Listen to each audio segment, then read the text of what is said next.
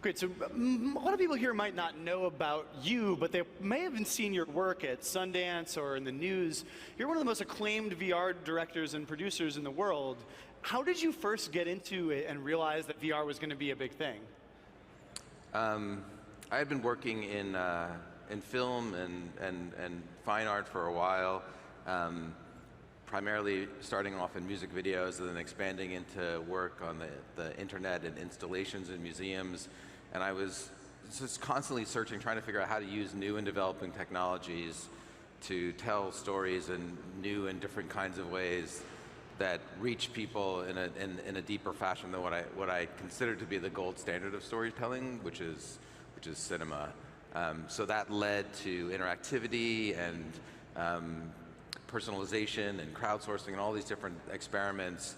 But what I found to be the most affecting was the pieces where people were surrounded by it, and those pieces were pieces that I was building in museums. The problem was I couldn't scale those experiences. So immersion was the thread that I was following, but it was unscalable 5 years ago. So I started exploring, trying to figure out how to build something in virtual reality. Unfortunately, virtual reality didn't exist in any level that it does today, and that led me to a lab in USC, Mark Bolas's lab, which is where Palmer Luckey was building his first Oculus, and I met those guys and saw what they were doing, and then started expanding to try to build content and build the infrastructure around delivering that content. Yeah, I mean, you've done stuff that really boosts empathy, like visiting refugee camps. You've done Black Lives Matter protests, which really give people a feeling for current events and what's going on around them in a way that a news article never could. But you also do some stuff that's pretty psychedelic. I mean, it's like strapping on some acid glasses.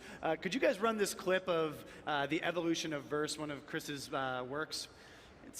It's pretty remarkable. I saw this for the first time at Sundance, and you're above this lake, and all of a sudden you get hit with a train that turns into like 1,000 birds and streamers. And you get sucked into a wormhole.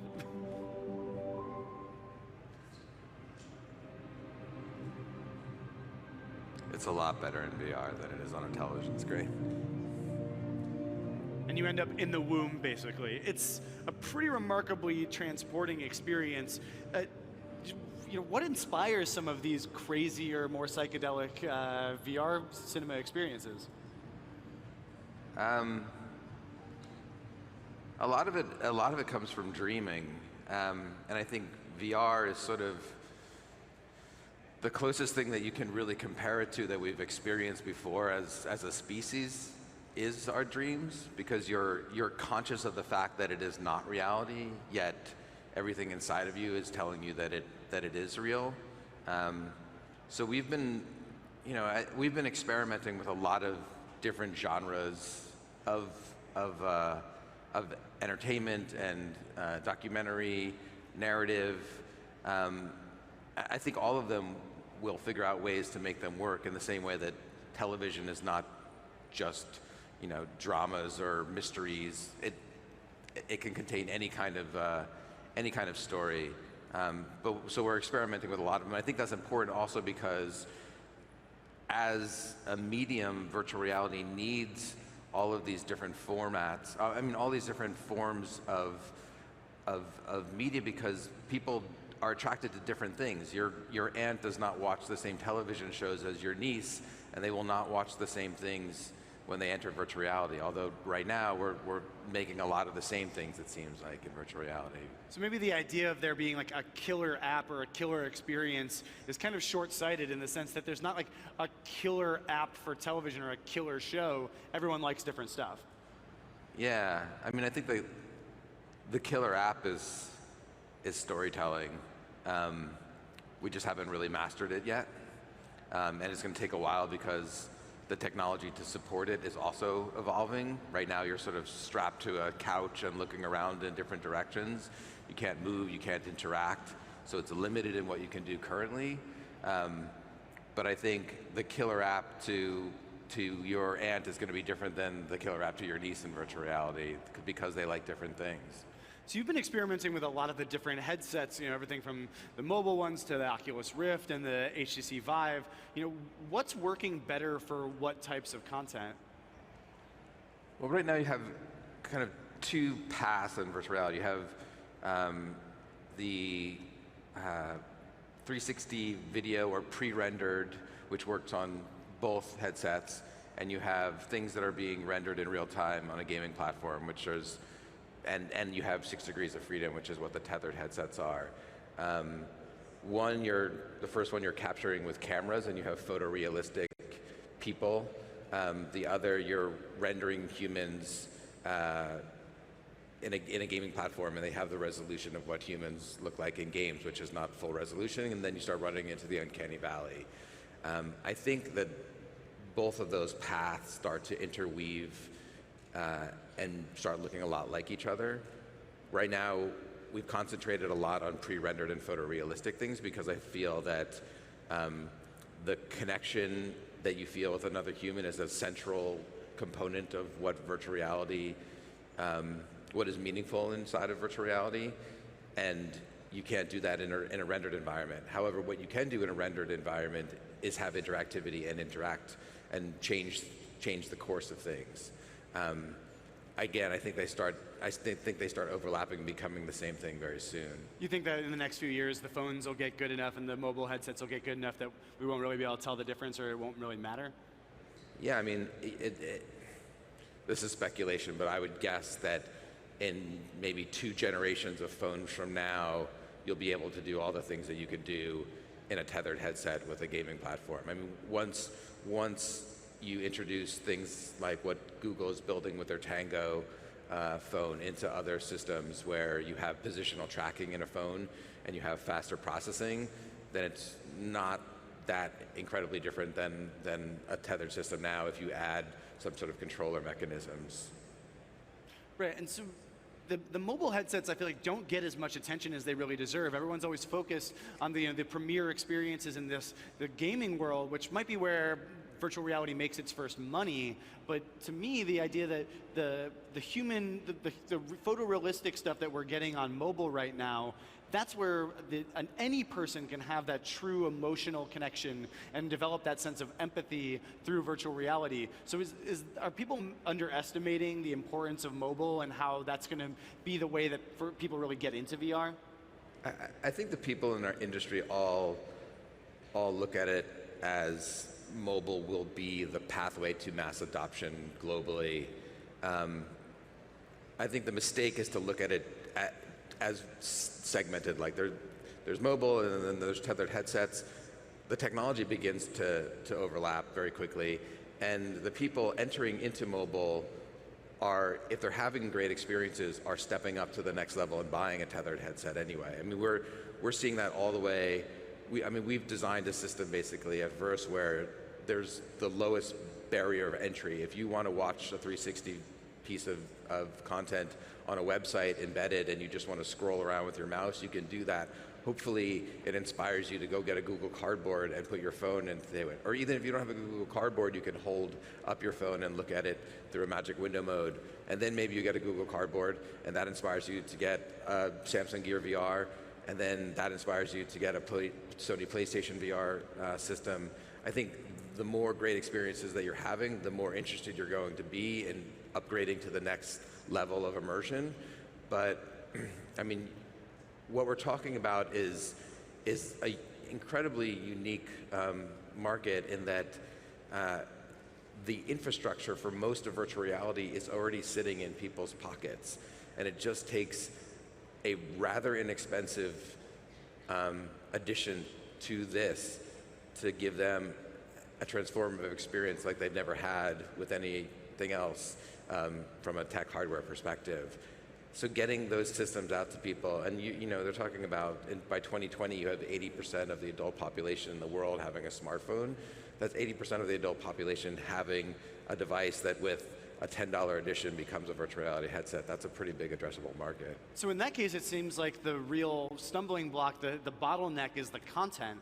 That right now, you know, one of my friends, he got an HTC Vive, he played it a bunch for a week, but then he basically did all the experiences and suddenly he felt like there was nothing left to do. You know, what's going on with content right now? And do you think that people are exploring the storytelling potential to its full capacity? I think the the dirty secret, the dirty little secret of in the world of virtual reality is that we've spent billions of dollars on the content. I mean, we've spent billions of dollars on the hardware, but the content isn't there yet. If you're not a gamer, if you're a gamer, there's beginning to be an ecosystem. But if you're a non-gamer and you're interested in the kind of content like the video content or other kinds of experiential content, you could get through it in under a week if you tried. And you know, it's hard to sell 50 million television sets if there's only a week worth of television to watch.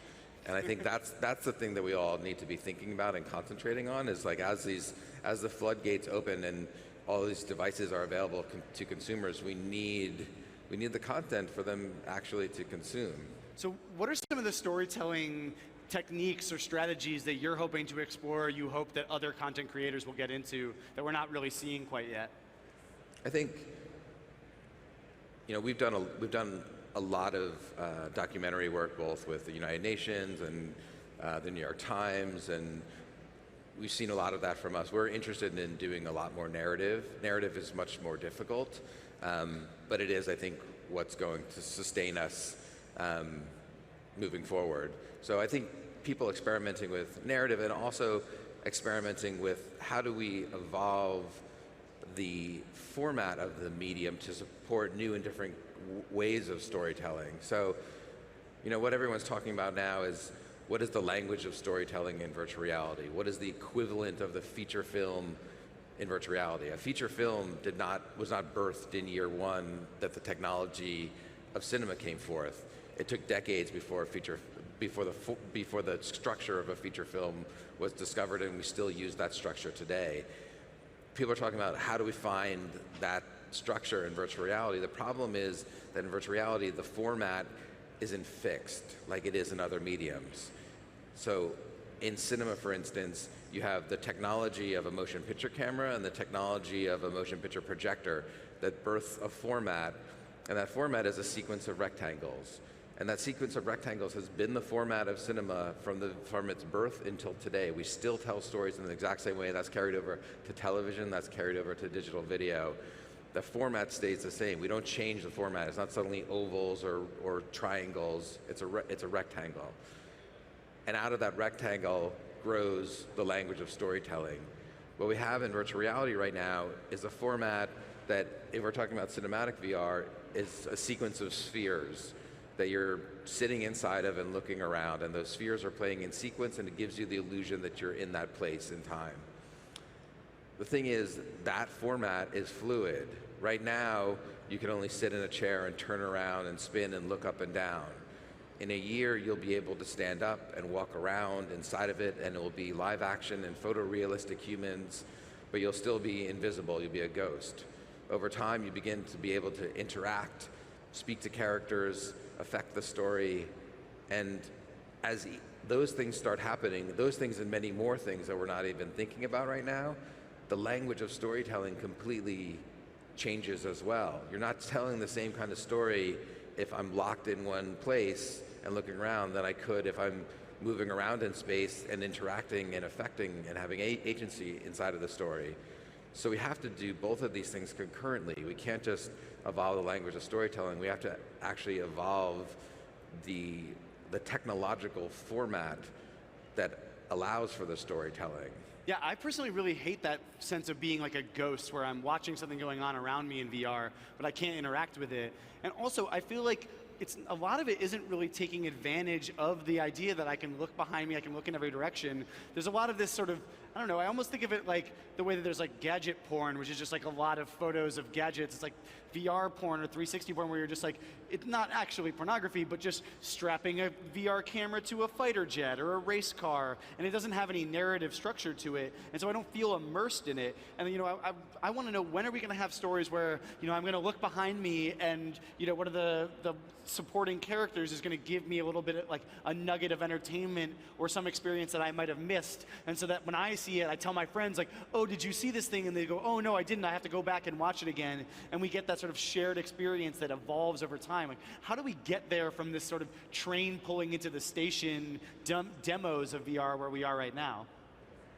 I think we get there by a lot of creative people doing a lot of different experiments and learning from each other and seeing what works and what doesn't work. We're confined by the limitations of the current technology. And even when you try to push it, like if you try to put a body into the scene that you're inhabiting, it's a body that is not moving. It's a body that, like there's one film, Catatonic, on Vrse, where you're strapped into a wheelchair in an insane asylum, and that is a creative decision based on the limitations of the current technology. You can't get up and walk around. And even when we've done stuff that's POV, the fact that there's this body moving around underneath you that you're not controlling feels a little bit strange. But that's just a limitation of the current technology. I think, though, to your point, what we're dealing with is a lot of what's happening right now is relying on just the spectacle of what VR is. You put people inside of it, and you can show them something, and they can feel like they had this transformative experience, but in order to keep them coming back time and time again and sustaining it as a medium, you have to have great storytelling, period. You have to. And that's something that we haven't mastered yet. And the thing is, you're talking about, we're essentially, from the time that we actually started trying to figure out collectively as a community how to tell stories in this medium, we're in year 2. And in year 2 of cinema, you were putting a penny into a machine and rolling it like this and seeing a guy dance around. We're way farther than they were.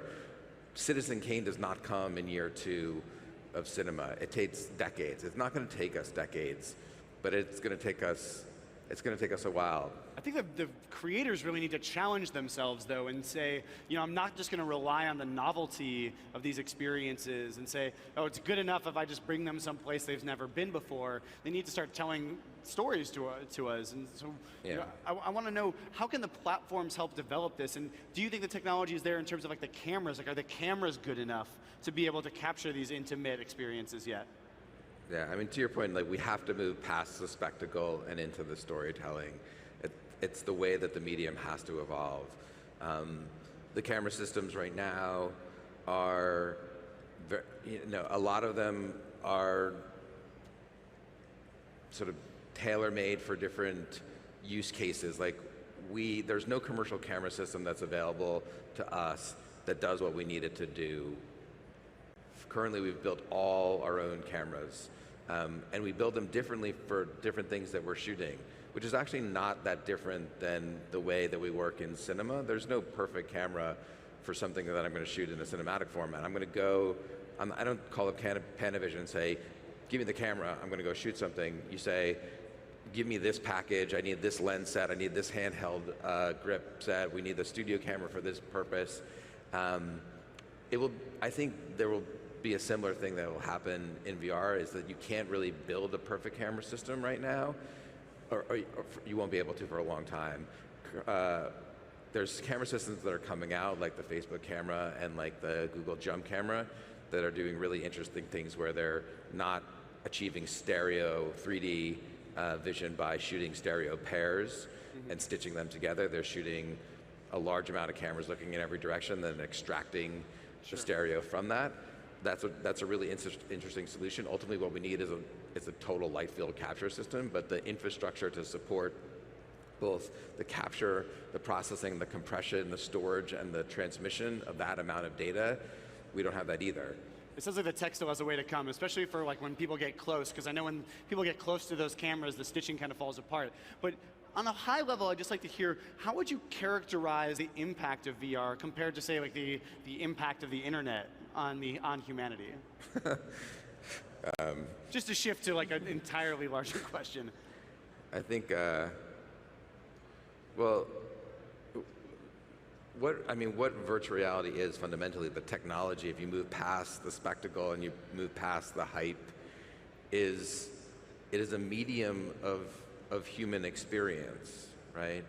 Like that is the actual medium. If cinema is this thing that's on a screen and literature is this thing on a page, VR is human experience in your consciousness. And I think the promise that VR can hold is that it's the democratization of human experience. Like the internet was the democratization of data. You can through the internet now, you can find out anything anywhere in the world. And virtual reality at scale is basically allowing anyone, anywhere, with a $10 attachment to their generation, 8, 9 iPhone in a foreign country, in a foreign land, put this thing against their face and have a human experience that they could never experience in their own life. And I think that's a really transformative thing. Well, I'm really excited to see the empathy that will evolve out of that when we can be in somebody else's shoes and live someone else's experience. I think we can start to feel for them as well and feel like we need to help and not just sit back in our own headsets. So thank you so much for what you're going to show us in the future with this. Thank you. Thanks a lot for talking with us.